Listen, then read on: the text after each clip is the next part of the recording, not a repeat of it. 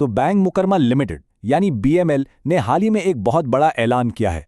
ये एक ऐसा कदम है जो ना सिर्फ बैंक की माली हालत बल्कि इसके शेयर होल्डर्स और सरमायाकारों की मुस्तकबिल को भी एक नई शक्ल दे सकता है। आज हम इसी बड़ी मालियाती तब्दीली की गहराई में जाएंगे और समझेंगे कि इसका असल मतलब क्या है। तो एक बात वाज़े कर दें, आज हम जो कुछ भी जानेंगे वो सीधा बीएमएल की इस ऑफिशियल दस्तावेज से लिया गया है जो पाकिस्तान स्टॉक एक्सचेंज को भेजी गई। यही वो बुनियाद है जिस पर हमारी आज की पूरी बातचीत कायम है।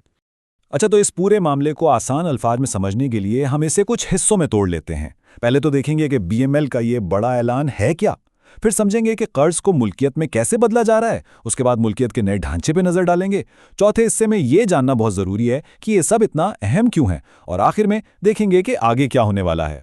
तो असल में खबर है क्या? बीएमएल ने अपनी शेयर होल्डर से दो बहुत ही अहम मंजूरियों पर मुहर लगवाई है, और ये वो फैसले हैं जो बैंक की सिमत बदलने की ताकत रखते हैं। ये दो फैसले असल में बीएमएल की नई हिकमत अमली की बुनियाद हैं। पहला, एक होशियार इक़दाम के जरिए बकाया कर्ज को खत्म करना, और दूसरा, बैंक के मालिकाना ढांचे को मुकम्मल तौर पर तब्दील करना।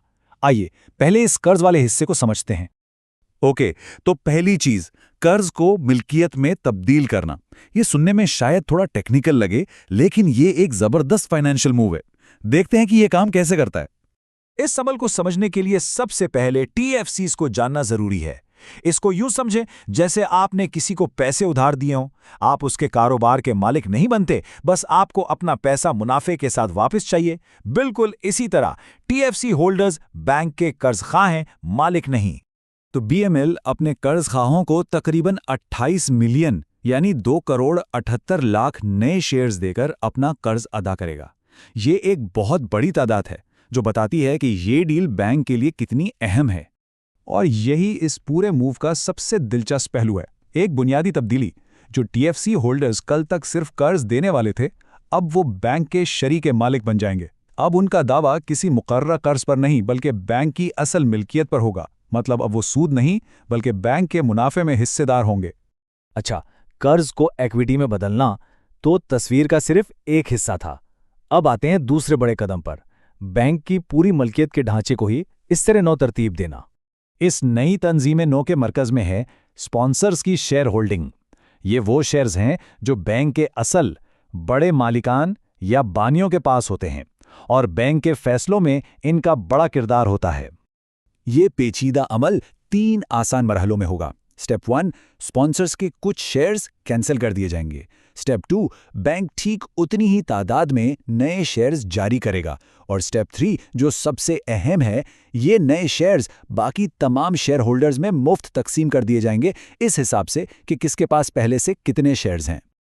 और यहाँ सबसे अहम बात यह है कि आम शेयर होल्डर्स को इसका सीधा फायदा होगा। उन्हें ये इजाफी शेयर्स लेने के लिए अपनी जेब से एक पैसा भी नहीं देना पड़ेगा। समझें, उनकी सरमायाकारी में एक मुफ्त इजाफा।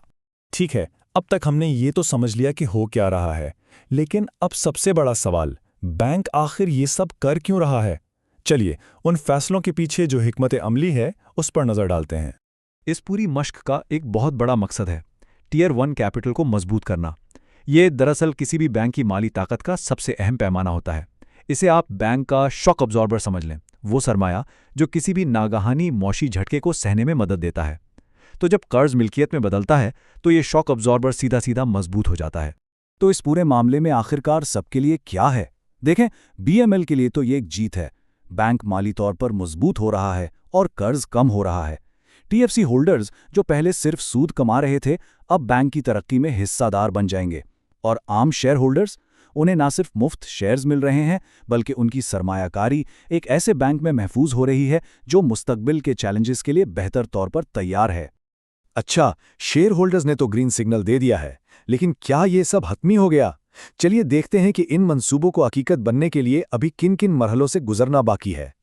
शेयर होल्डर्स की मंजूरी तो बस पहला कदम था। अब बीएमएल को असल इम्तिहान से गुजरना है, यानी रेगुलेटरी इदारों से मंजूरी लेनी है। स्टेट बैंक को ये यकीनी बनाना होगा कि बैंक मुस्तहकम है। एसईसीपी को सरमायाकारों के मफादात का तहफ़्फ़ुज़ करना होगा। और हाँ, इस तंजीम नौ की स्कीम को कानूनी हैसियत देने के लिए हाई कोर्ट की मंजूरी भी लाजमी है। तो आखिर में सबसे बड़ा सवाल यही बनता है, एक इतनी मजबूत माली बुनियाद के साथ बीएमएल अब आगे क्या कर सकता है? क्या हम नई शाखें खुलते देखेंगे, टेक्नोलॉजी में नई सरमायाकारी देखेंगे, या मार्केट में कोई और बड़ा इकदाम? यही वो सवाल है जिसका जवाब आने वाला वक्त देगा और जिस पर सबकी नजरें जमी हुई हैं।